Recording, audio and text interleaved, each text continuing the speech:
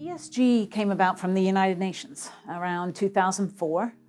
There was an initiative driven from the United Nations, bringing 50 CEOs of very large financial industry and companies together. So that's when we saw ESG come together. But environment, social impact, and governance as individual agendas have been around for decades. Companies, when they think about their strategy and how they're going to market now, need to include sustainability aspects into their strategy from the get-go.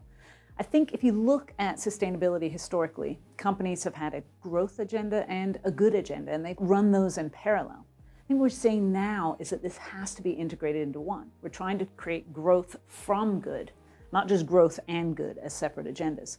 So I think that's really material now as you think about how you're going to create value, how you're going to drive your bottom line. And so it is now just best practice of being a business to have that single strategy, that single approach that incorporates sustainability at the core, at the very beginning, and then all the way through your plan and your delivery and your measurements.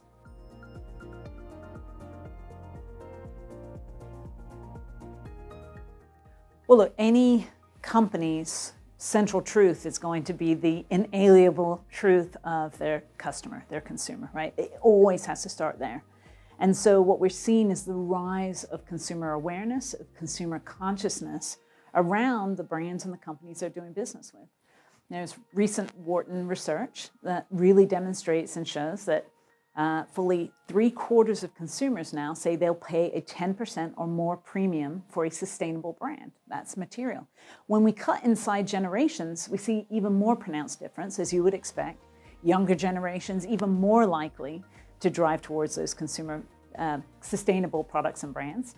And that's really having a significant impact on how brands and companies are now setting their strategies, how they're going to market. So I think the consumer demand, the consumer pull now is very pronounced. At the very heart of sustainability is going to be business transformation, business evolution. So it requires innovation. It requires creativity. It requires new thinking. It's going to require new investment. But all of that is sort of at the heartbeat of business anyway. Let's make it part of your sustainability efforts and initiatives to drive your business forward.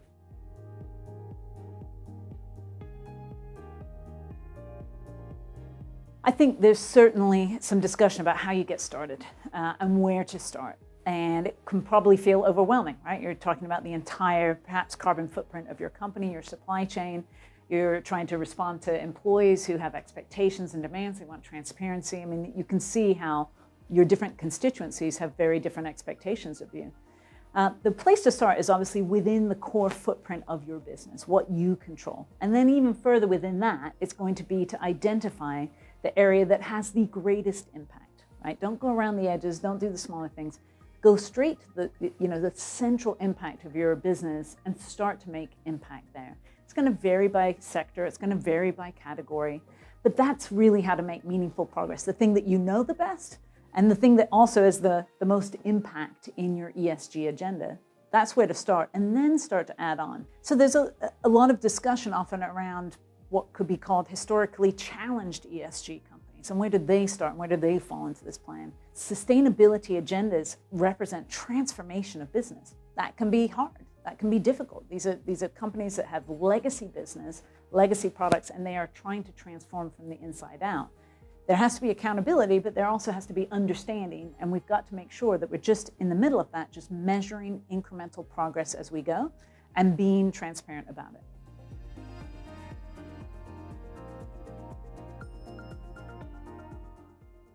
I think one of the biggest issues we've seen as we sort of look inside the walls of business is where ESG tends to sit structurally and organizationally. Too often, I think sustainability leaders particularly get sort of put with a function or seen as a function themselves. And if we come back to the challenge that we're starting to see in the current reckoning and conversation that's being driven from shareholders, and the questioning of whether sustainability is material to financial performance and is material to business success, that's how we've got to address it. Sustainability has to be seen as a financial and operational aspect of your business and capability of your business, not necessarily a functional. And I think that would be absolutely one of the shifts that we would recommend making in your journey to being successful with your own ESG agenda.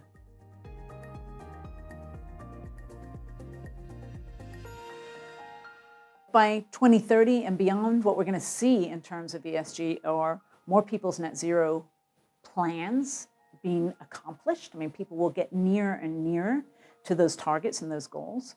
Therefore, there's more learning. And when there's more learning, then we can start to go quicker, right? So we get some shared learning and we get some best practices and we can accelerate forward. We're going to start to, improve and innovate and be creative and see new brands, new businesses crop up because of the innovation, because of the drive toward this. There's going to be more advancement, more progress. I mean, everything that we're seeing now only accelerates over the next decade. And so that's what sustainability looks like as we get into the 2030s, 2040s. If you look at lots of the commitments that were made at COP26, a lot of them kind of materialize in the 30s and in the 40s and in the 50s. So we were going to start to see real achievement of net zero commitments, which is going to be obviously great news for the planet and great news for society.